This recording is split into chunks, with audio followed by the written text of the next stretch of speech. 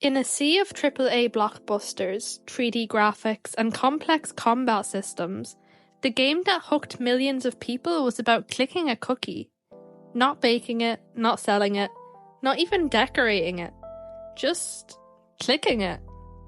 Cookie Clicker exploded in popularity in 2013, and 10 years later, it's still going strong. On Steam, on mobile, and in meme culture. But how did a game with one mechanic turn into one of the most iconic idle games ever made? Today on Frame Theory, we're back, and we're diving into the elegant madness behind Cookie Clicker, and why its shocking simplicity is exactly what made it brilliant. On paper, Cookie Clicker sounds like a parody. You click a cookie to make more cookies. Then you use those cookies to buy things that make more cookies. Grandmas, farms, time machines, portals. You name it, you can automate it. But at its core, it's just click and the number goes up. So why is it so addictive? It's because Cookie Clicker isn't really about clicking.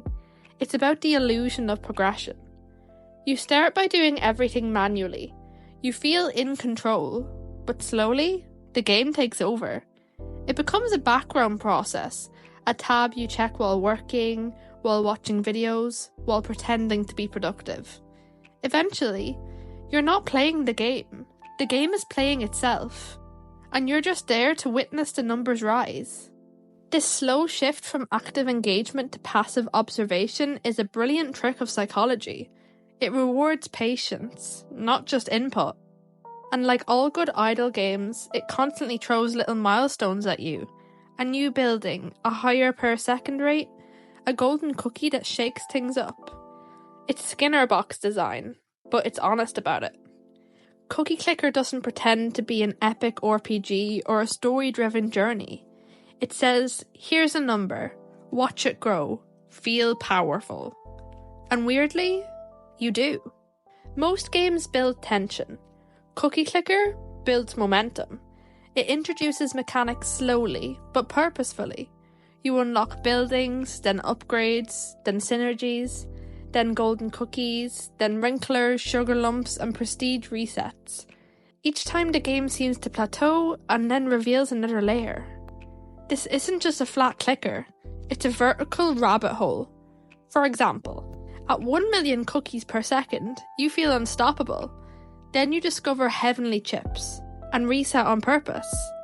That reset earns you a permanent boost, and suddenly, starting over feels powerful as well. This creates a loop where the player isn't just watching the numbers grow, they're orchestrating the growth across timelines. And that's rare in idle games. Cookie Clicker has no enemies, no fail states, it only moves forward.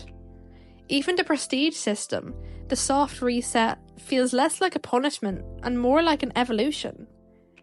There's always one more thing to unlock, one more golden cookie to catch, one more minute check-in. And the genius of it, it feels optional. But if you step away, it lingers. You wonder how many cookies you're making per second. You reopen the tab. You check the bakery name you customized. Before you know it, you're right back in. Not because you have to be, but because the game wants you to be. This has been Frame Theory. Thank you for watching. I know there's been a large gap between this video and my last video, but I'm hoping to get a more consistent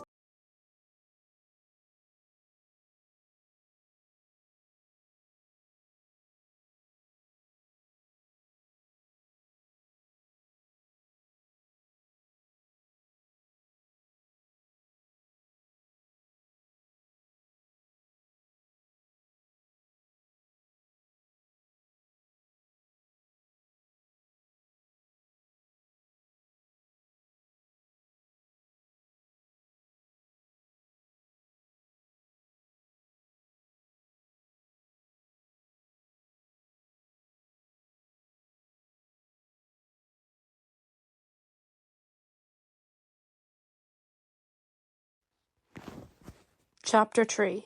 Absurdity is design philosophy.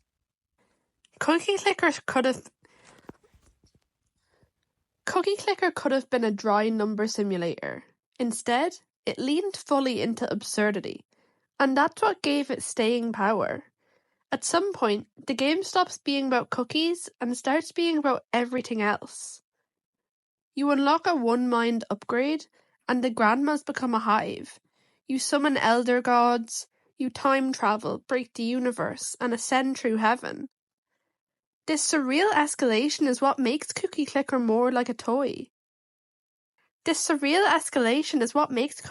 More than a toy. It becomes a satire of capitalism, addiction, and power fantasies. You don't need a story, because the mechanics are the story. It's about growing beyond humanity for the sake of cookies. It's funny, it's horrifying, it's intentional. Developer Ortail didn't just make a clicker. He made a living parody that evolves with every update. There are now mods, Steam achievements, seasonal events, and entire spreadsheets of strategy. And yet, it still comes back to that first click. One cookie, then two, then a billion, then a trillion. Until the numbers stop feeling real, and the absurdity is the only thing anchoring you to reality. Cookie Clicker's genius is that it never tries to be more than it is. Cookie Clicker's genius is that it never tries to be more than what it is.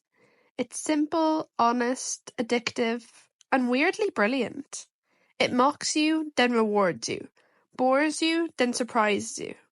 And that's what made it last longer than most games it once parodied. In a world of overcomplication, sometimes the smartest thing you can do is just click a cookie. Thank you for watching Frame Theory. Subscribe for more deep dives into games that broke rules and still won.